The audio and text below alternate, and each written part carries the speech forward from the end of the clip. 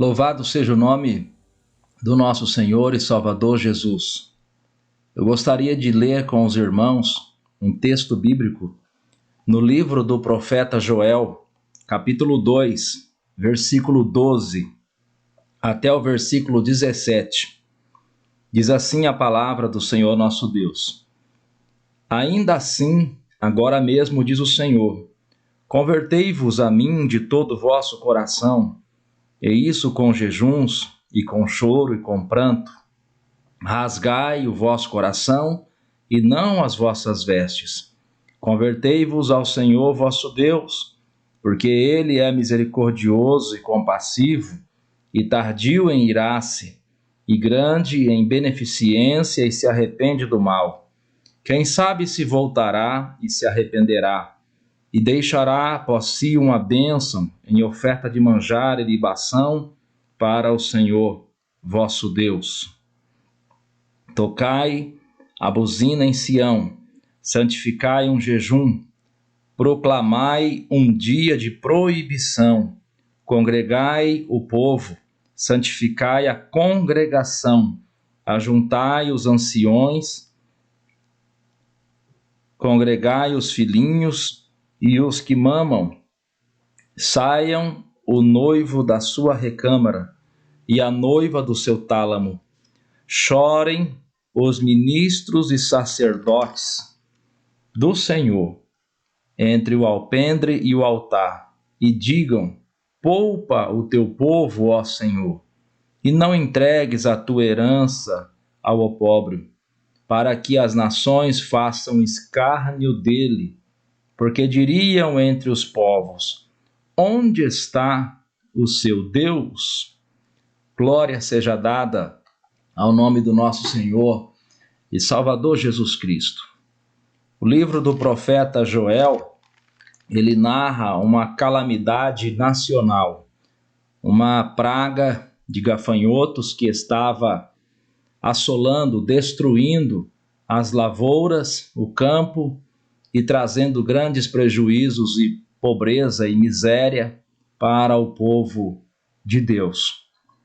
E o profeta Joel, ele é usado pelo Senhor nosso Deus para pregar uma mensagem de arrependimento, uma mensagem de quebrantamento, uma mensagem que viria convocar o povo a se voltar para o Senhor Deus.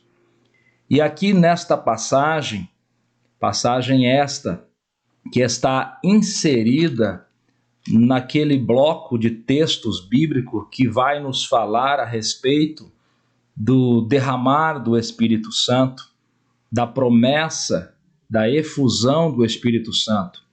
E aqui nesta passagem, o profeta convoca o povo ao arrependimento. E aqui ele diz para o povo se converter, e isto com jejuns, com choro e com pranto. Somente aqueles que têm a real noção da sua miséria conseguem entender e praticar o que está escrito nesta passagem de Joel, capítulo 2, a partir do verso 12.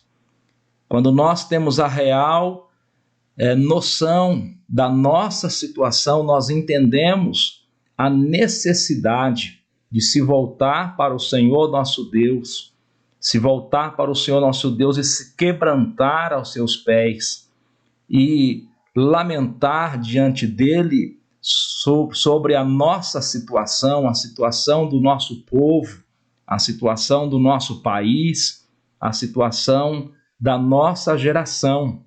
Observe, o profeta diz que o povo deveria congregar, deveria santificar, deveria juntar desde os anciões, desde os mais velhos, até os filhinhos que estavam mamando, Aqui o profeta convoca a todos a um jejum nacional. Sim, ora, se o jejum nacional foi tão importante para o povo de Nínive, ao ponto do Senhor nosso Deus dar uma segunda oportunidade àquele povo, quanto mais a nós que servimos a Deus, né?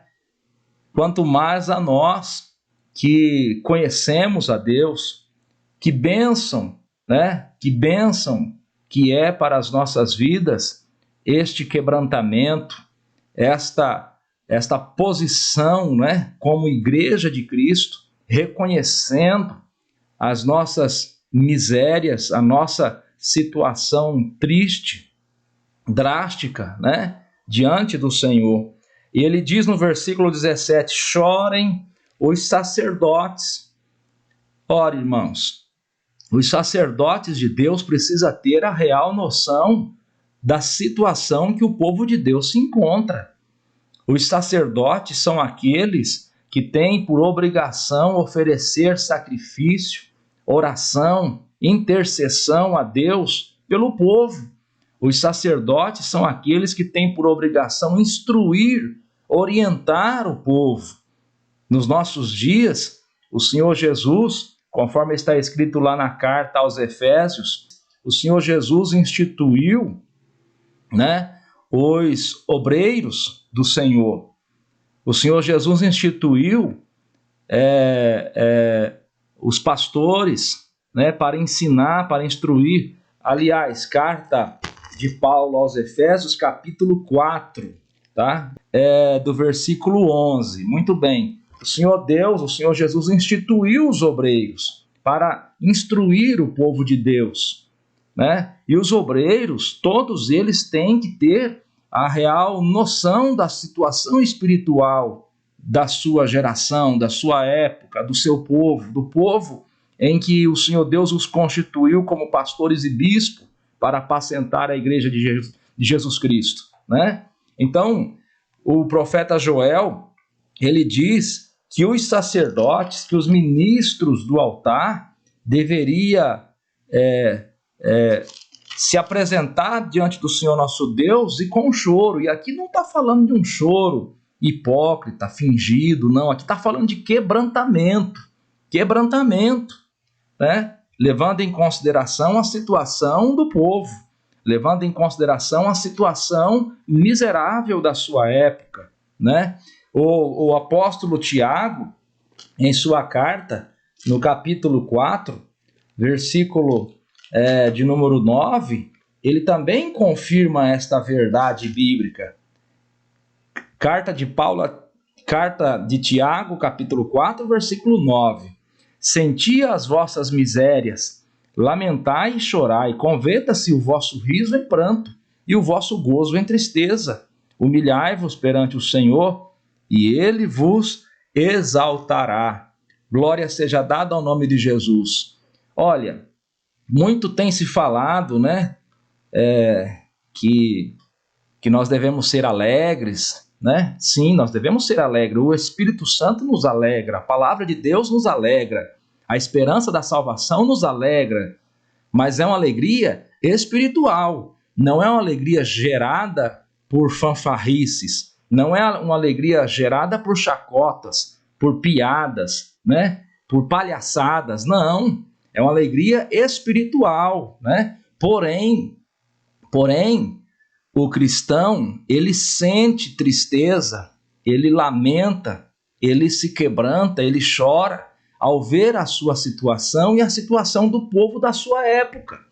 Olha, irmãos, não houve ninguém que foi mais cheio do Espírito Santo do que Jesus. Jesus viveu na plenitude do Espírito Santo. Todavia, você não encontra nenhum texto na Bíblia falando que Jesus estava dando gargalhada ou contando uma piada ou se alegrando com uma piada contada por alguém. O Senhor Jesus, muito pelo contrário. A Bíblia diz em Lucas capítulo 19, versículo 41, que quando ele está na cidade de Jerusalém, contemplando a cidade de Jerusalém e vendo a incredulidade daquele povo, a Bíblia diz que Jesus chorou e lamentou pela cidade de Jerusalém. Ora, será que nós, em pleno século 21, vivemos uma vida espiritual melhor do que a de Jesus? Ou será que o povo da nossa época tem uma vida espiritual diferente do povo da época de Jesus, né? Então, nós precisamos analisar tudo isso. Eu não estou aqui pregando que o cristão deve ser triste, não, muito pelo contrário, o cristão ele é alegre, a alegria dele vem do Senhor, né? Mas o que eu estou combatendo são essas verdadeiras palhaçadas que acontecem nos púlpitos, né? Desses obreiros fanfarrões que ficam contando piada, fazendo gracinha, né? Entretendo o povo, né? Nós não temos respaldo na Bíblia para esse tipo de comportamento. Não houve entre os profetas, muito menos entre os apóstolos, um comportamento semelhante a este. Salomão foi um dos homens mais sábios que já existiu na face da terra. Mas, quando ele escreve em Eclesiastes, né, que é um livro que ele mesmo diz que é o livro do pregador, e ele era o pregador, né, aqui em casa, então ele é o escritor do livro. Em Eclesiastes capítulo 7, nós vamos encontrar uma passagem bastante interessante. Capítulo 7 de Eclesiastes, versículo 2. Melhor é ir à casa onde há luto, Salomão está dizendo, melhor é ir à casa onde há luto do que ir aonde há banquete, porque ali se vê o fim de todos os homens, e os vivos o aplicam ao seu coração. Agora observe o versículo 3. Isso é Bíblia, irmãos. Isso aqui não é lorota, não é imaginação humana, é Bíblia. Versículo 3. Melhor é a tristeza do que o riso, porque com tristeza do rosto se faz melhor o coração. O coração dos sábios está na casa do luto, mas o coração dos tolos na casa da alegria. Olha, por que Salomão está dizendo isso? Porque onde existe muita alegria, muita fanfarrice, brincadeira, chacota, as pessoas não estão nem aí para Deus. As pessoas não têm temor de Deus. As pessoas não pensam no amanhã, não pensam na eternidade. Agora, onde existe luto, conforme diz Salomão, onde existe ali tristeza, onde existe ali raciocínio, pensamento, né? Onde ali as pessoas ficam analisando a sua vida, o seu futuro, a sua eternidade, né? Ali Salomão diz que é um local melhor, levando em conta esse aspecto, né? Então é a Bíblia que nos ensina, né? Que nós devemos sim analisar a nossa situação. O nosso coração precisa analisar a nossa situação, né? Porque alegrar as pessoas com entretenimento é fácil, mas e a eternidade? E como vai ser o comportamento da pessoa quando acabar aquela reunião? Ele vai ser mais santo? Ou ele vai viver uma vida dissoluta? Né? Ou ele vai viver uma vida de qualquer maneira? Né? Então nós precisamos considerar estas coisas. Né? A palavra de Deus, ela nos confronta. A palavra de Deus exige de nós quebrantamento. É necessário se quebrantar primeiro, para depois ser renovado, restaurado, para depois ser cheio do Espírito Santo. Observe que o capítulo 2 do livro do profeta Joel, a partir do versículo 28, diz assim: e há de ser que depois do quê? Depois do que está escrito nas primeiras palavras, nos primeiros versículos do capítulo 2, depois do quebrantamento, depois de um espírito contristado, depois de um arrependimento, né? Há de ser que depois derramarei do meu espírito sobre toda a carne, e os vossos filhos e as vossas filhas profetizarão, e os vossos velhos terão sonhos, e os vossos jovens terão visões, né? Então nós queremos um avivamento, mas nós estamos se comportando como a igreja de Laodiceia, como se estivesse tudo bem, como se nós estivéssemos vivendo uma vida espiritual de mil maravilhas, né? Nós estamos nos comportando como aqueles que não precisam de mais nada, que estão enriquecidos, né? Que só tem motivos para brincar, para comemorar, para se alegrar, né? Com piadas, com chacota, com entretenimento, né?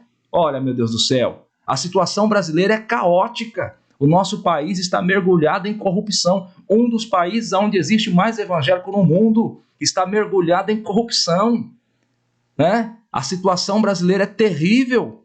E a igreja, que é o sal da terra e a luz do mundo, está aqui no Brasil, e daí? E como é que fica? Né? Qual é a influência da igreja? Qual é a influência dessa liderança aí, televisiva, midiática, sobre o país? Né? Eles estão influenciando o país? Eles estão fazendo os governantes tremer e temer de pavor, né? De pensar nas coisas terríveis que eles estão fazendo. Não, não estão. Pelo contrário, estão lá de braços dados com muitos políticos, né? A igreja se misturou com a política, infelizmente, no nosso país, né?